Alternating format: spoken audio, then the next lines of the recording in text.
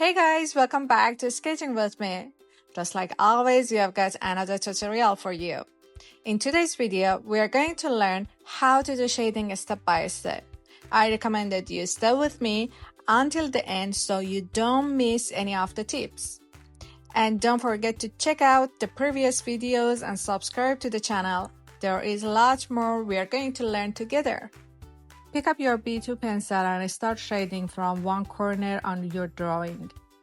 Being with light hatching strokes. And here is the first important tip.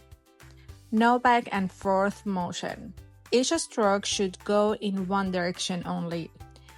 Pay attention to how I'm holding the pencil. Start by drawing one layer of lines, then go over it in the opposite direction to create a cross-hatching effect. Gradually build up your layers. Right now, focus on understanding the values. Where it should be darker, where it should stay lighter. Then slowly start adding more dips. Little by little, you can make it darker and richer. And don't worry about making it perfect. There is no need for that. Just take your time and gradually build up the shading. After each shading layer, we need to blend it out. For blending, I use a makeup pad here. The important thing is to always use the clean side of the pad each time.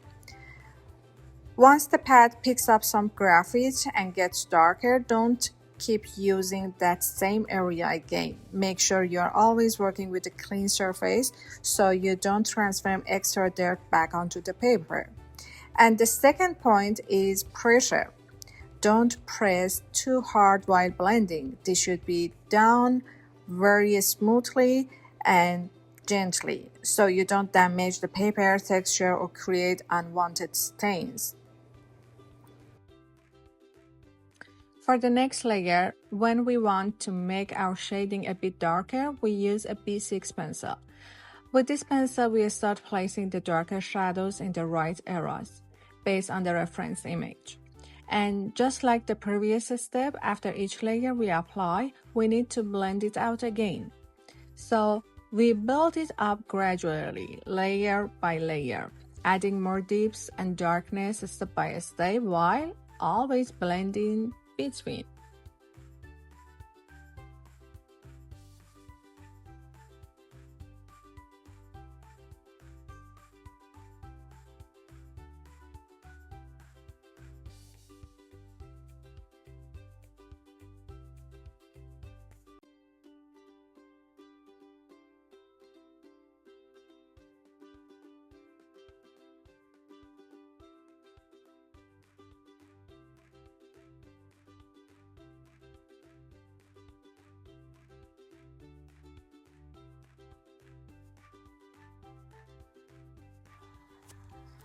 For blending the lines, especially the thin, delicate ones, we use a blending stump, just like I'm doing here.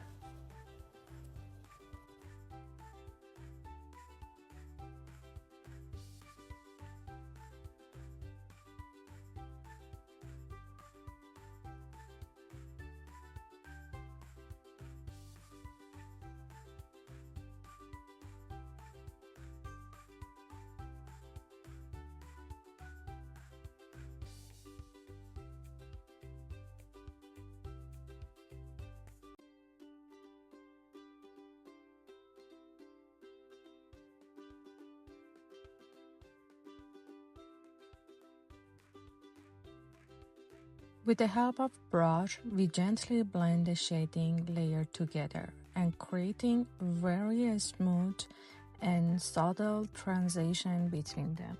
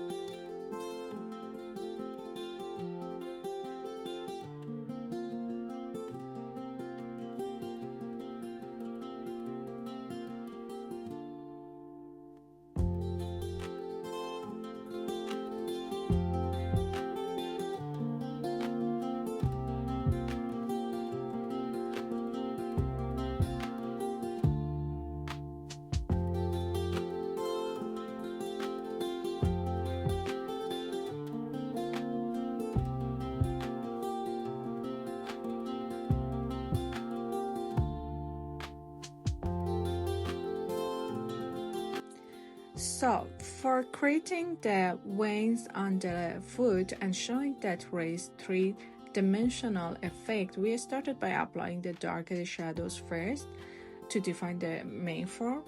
This helps establish the depths and structure of the veins. Then we gradually add lighter areas by either reducing pressure or lifting some graphite to bring out the highlights. This contrast between dark and light is what creates the realistic lifted appearance.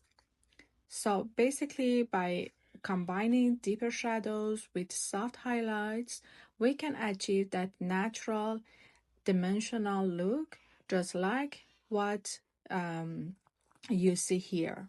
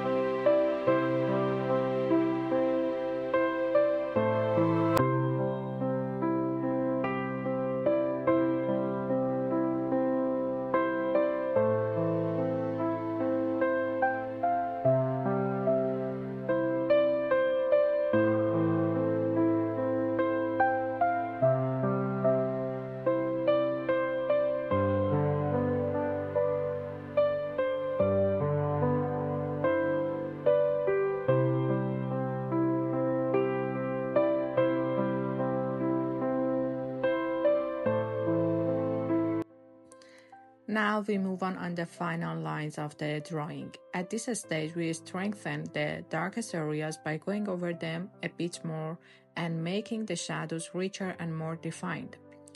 We also refine the lighter areas and add the white highlights to bring more contrast and clarity to the form. This step really helps separate the lights and shadows and makes the drawing feel more finished and realistic. So by balancing the darker tones with clean highlights, we complete the final look of the work. I really hope you enjoyed this tutorial, and if you did, make sure to stick around for more videos coming soon. I see you in the next one. Bye bye!